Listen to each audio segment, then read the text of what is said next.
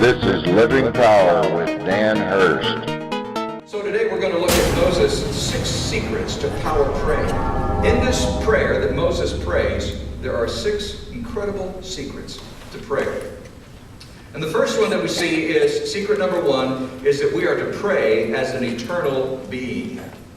This is life-changing. The very first one is so life-changing. Starting with verse 2. Before the mountains were born, or you brought forth the earth and the world from everlasting to everlasting, you're God. In other words, God, you are eternal. Before anything existed, you were. After it's gone, you are. Verse 3, you turned men back to dust, saying, return to dust, O sons of men. For 1,000 years in your sight are like a day that's just gone by, or like a watch in the night. You sweep men away in the sleep of death. They're like the new grass in the morning. Though in the morning it springs up new, by evening it's dry and withered. We are consumed by your anger and terrified by your indignation. You have set our iniquities before you, our secret sins in the light of your presence. All of our days pass away under your wrath. We finish our years with a moan. Isn't this encouraging? The length of our days is 70 years. Or 80 if we have the strength. Yet their span is but trouble and sorrow, for they quickly pass, and we fly away. Now, I want to tell you that as depressing as this passage sounds, it's one of the great keys to power praying. It is a recognition that we are part of something eternal.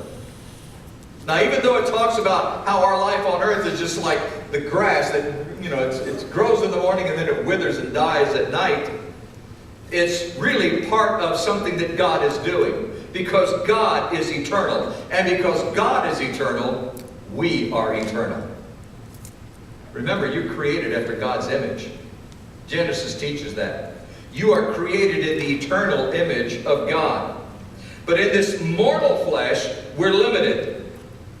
And the contrast between God's eternity and our mortality is very frustrating. It's one of those things that we just like, how come I can't get to this point or this level in my life? Because I'm struggling with the eternality of God and my own personal mortality. Because I don't see myself as eternal. I see myself as mortal. But notice the last phrase of verse 10. This is where the point is, the secret is. The last phrase of verse 10 says this, and we fly away. As an eternal being, you are not limited by the frailties of your life. Listen to what I'm saying.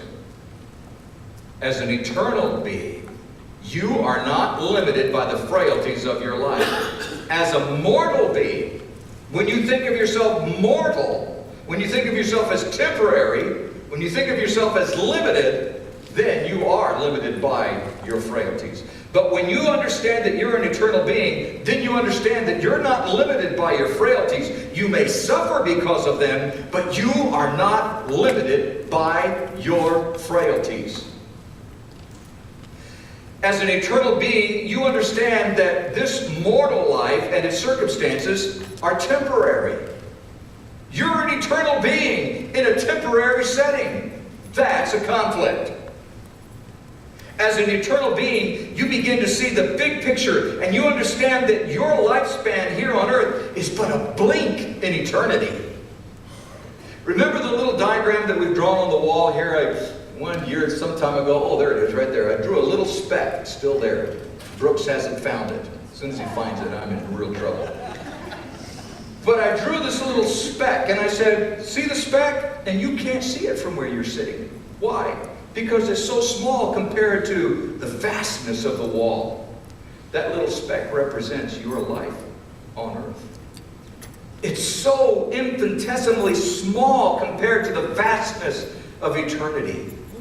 But yet we put all of our focus on that, and we don't focus on the big picture. And we wonder why God isn't really relating to us, and why He's not really connecting and fixing this problem in our life, when God's saying, problem? I'm looking at the big picture. you're looking at the really, really small picture. Not that your problems are insignificant, they're very significant.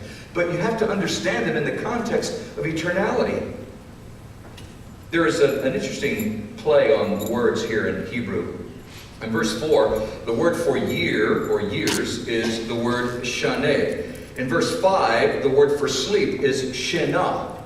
Shaneh, which means years, shenah, which is sleep. And the implication is that our years on earth are like sleep.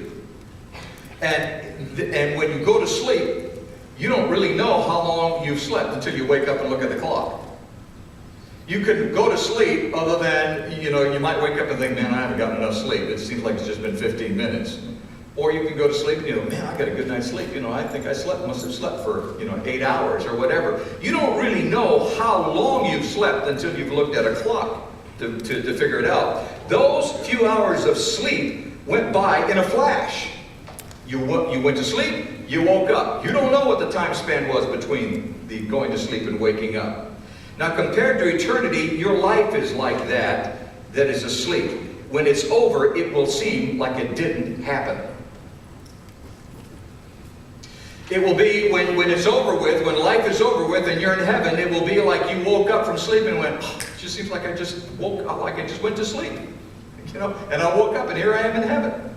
That's what it will be like. There will be this time, our years are like this sleep where we just all of a sudden wake up and we realize it's over with. And it just seemed like, what? That was so short. What happened? This passage, by the way, is not teaching soul sleep, as some people have suggested, that when you die, you just stay asleep until heaven. That's not what it's teaching at all. But it's talking about how really we have to understand in the context of eternality what our life really is. So as an eternal being, you understand that the circumstances and the consequences of your life somehow or other fit into the eternal plan that you're part of. God says that you are an eternal being, and if you are an eternal being, then by default you fit into an eternal plan. You fit into something that God is doing. God is up to something that has eternal value, eternal consequences, and because you are an eternal being, you are an eternal person, you're part of that. So as an eternal being, you are to pray in that context. God, I'm part of something that you're doing for eternity. And you begin to pray from that perspective, or you're to begin to pray from that perspective. What is the eternal value of the circumstances or the consequences or the conflict in your life? Ask that question. What is the eternal value of the circumstances or the consequences or the conflict that you're going through in your life right now? What's the eternal value of it? When you look at it, does it have any eternal value? The problems that you're dealing with right now, do they have any eternal value? What does God need to do to create eternal value from the situation that you're praying about? You see how God works? That's how you begin to pray. When you start praying from an eternal standpoint, recognizing that you're eternal, then you begin praying about the circumstances and the consequences and the issues in your life from an eternal standpoint. God, what do you need to do to create eternal consequences from this? What do you need to do in my life or through my life to create eternal value in this situation in my life? This horror that I'm going through in my life right now, God, how do you want to create something eternal out of it? Secret number one, pray as an eternal being.